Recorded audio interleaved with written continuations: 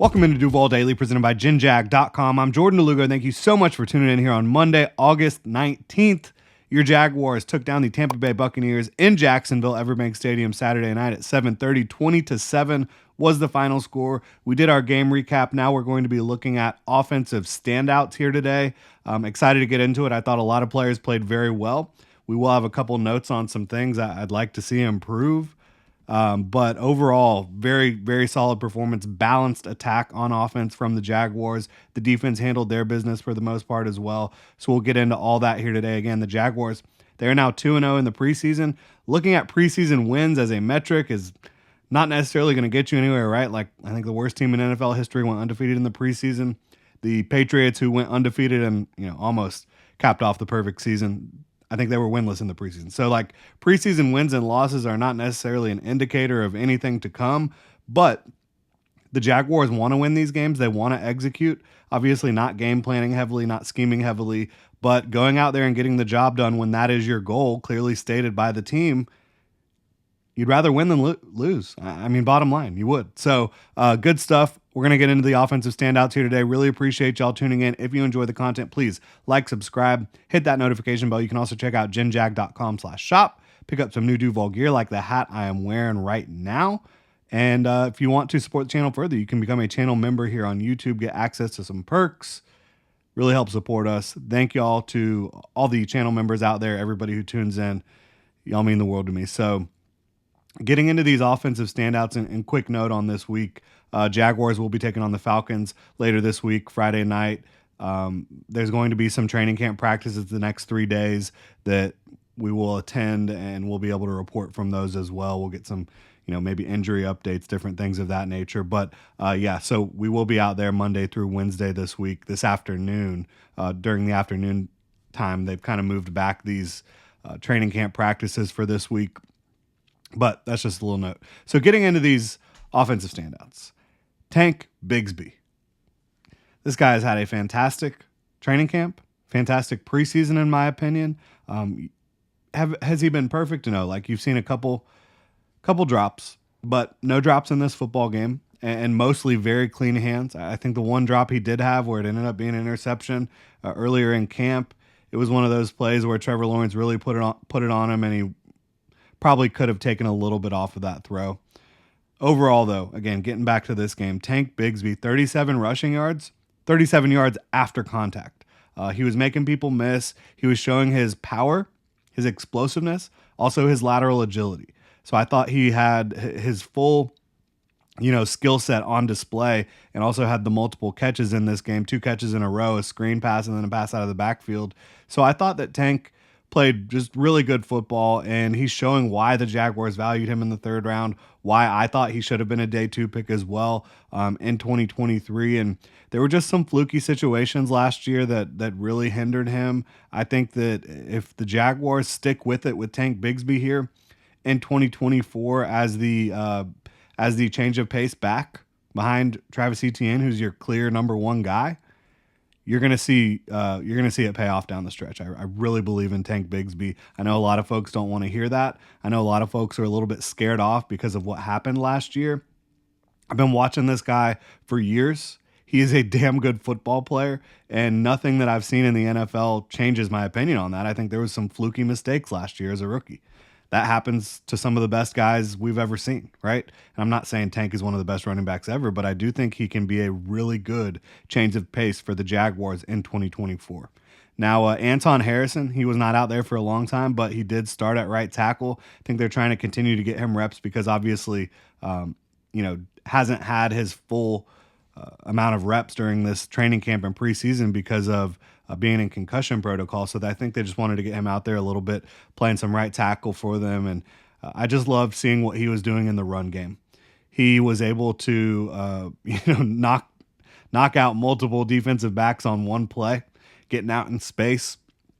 And then you saw him working down the left side as well and sealing off a run, sealing off the backside of a run. So I thought Anton Harrison was playing really well. I love to see him, potentially improving as a run blocker. He was really good, really impressive as a pass protector during his rookie year. And you're seeing, Food Take Ton cooking out there a little bit. So I love to see that. And this is a guy that I was just so fired up about the Jaguars landing in 2023. I'm a huge fan of what he did at Oklahoma, the length, athleticism, the overall talent, and the nastiness that he does bring to the field. He will take your ass out if you're not ready, and he did that a couple times against the Buccaneers. So that was great. You also did see Ezra Cleveland and Walker Little in the game. Walker Little had a clean sheet. I thought he played really well at left tackle. Ezra Cleveland, when he was out there, which was only one drive, I believe, the Jaguars offense looked like it was doing a good job. And then as soon as he left the game, Tyler Shatley came in, and you immediately saw Shatley get beat. And we're going to talk about the interior of the offensive line, the backups here a little bit at the end of the show. We're talking about offensive standouts in a good way, but I do want to provide a little note on what's going on with the backups on the interior offensive line, because it was not pretty in my opinion. But I thought Ezra Cleveland did a good job. Quarterback, it was all about Mac Jones in this one, right? Absolutely diming on a lot of big third down throws.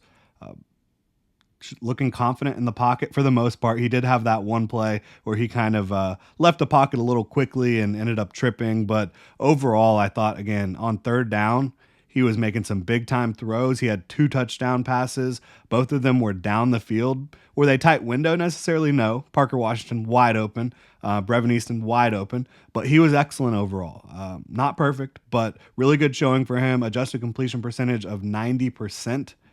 Awesome stuff. I think this is the type of performance Mac Jones wants to have to show, A, that I am your top backup quarterback, and B, which I think that's already established, B, maybe a team should give me a shot down the stretch, in 2025, whenever it may be. Is Mac Jones better than either of the Raiders quarterbacks right now? Hard for me to say no. So I think Mac Jones did great for himself. Parker Washington did as well. He had the first catch of the game. The Jaguars, I think, just wanted to get the ball out of Mac Jones' hands quickly on that one, get the offense moving a little bit. So that was nice to see. And then he also picked up another big first down on third down on the first drive. And, of course, had that score down the seam. Was not a super difficult play, but a play you need to make, and he was able to do that. So Parker Washington continues to have a strong camp in preseason. Brian Thomas Jr., only one catch, but he played well. You loved the catch he did make on the sideline there, going down and getting it for a big first down.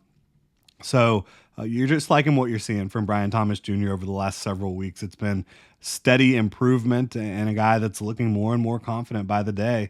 So that's great. Austin Trammell, he had several big catches in this football game. And this is a guy that has some experience with the Rams. He's shown out during training camp and the preseason for the Jaguars. Is he fighting to make a roster spot? I'm not sure. It'll be really fascinating to see how the Jaguars want that back end of the wide receiver room to look. And I'm not sure what they're going to be looking for. Is it going to be, well, Tim Jones gives us the best special teams ability. We love the upside of a Joshua Cephas. We love Elijah Cooks. He has upside and also obviously brings a big size factor to the field. We're going to go with Austin Trammell, who's just a guy that knows how to get open consistently, good receiver. It'll be fascinating. It will be. And I think looking at these running backs as well, what are they going to do there? I think it seemed like they probably had their 4 locked in when they drafted Keelan Robinson, but he hasn't been able to go all that much. And then you've seen Gary Brightwell and Jalen Jackson both play well. I don't know what's going to happen to the back end of the running back room, but Gary Brightwell, I think, averaged almost 5 yards per carry in this one, made some guys miss. And Jalen Jackson, he's been so impressive to me all camp. He didn't have the best yards per carry in this one, but I think that when you look at his carries, there wasn't a lot of room to work with, generally speaking, and he did his best to run hard. He also, I thought, did a pretty damn good job in pass protection. His effort in pass pro has been fantastic, and that is one area that Tank Bigsby needed to improve on his performance. I thought that first pressure where Mac Jones had to kind of evade the pocket, that was on Tank missing a pass pro rep, but that's all right. Dearness Johnson played well as well, but he didn't play a whole lot. He had 3 carries. He also had a catch. I thought he looked really good. So the Jaguars definitely have 3 running backs locked in with Tank, obviously Travis at number 1, and Dearness Johnson. But what's going to happen after that, I really don't know. And then you've also got somebody, Brevin Easton at wide receiver, another wild card, another potential factor in this decision at the back end of the wide receiver room. How is it going to play out? Brevin Easton is a guy who has the quickness, explosiveness, athleticism to really threaten defenses. And you saw him, win on the slot fade, which is one of the Jaguars' bread and butter routes in this offense. I don't know what they're going to do here. So I think it's going to be fascinating to see how the Jaguars coaching staff really kind of makes these decisions. And there's going to be some tough decisions because there's players playing well at some key positions on both sides of the ball that you have some depth. So that's a good problem to have. One problem that is not good to have, in my opinion, I think the interior of the offensive line behind the starters right now is not performing well. And I'm not trying to just call these guys out because I don't like them. I actually do like them all. Cooper Hodges is a young player from Baker County who I think could have a bright future in the league. But right now, coming off that knee, and, he didn't get any experience last year. So it's a tough situation to be in. But right now, he's struggling.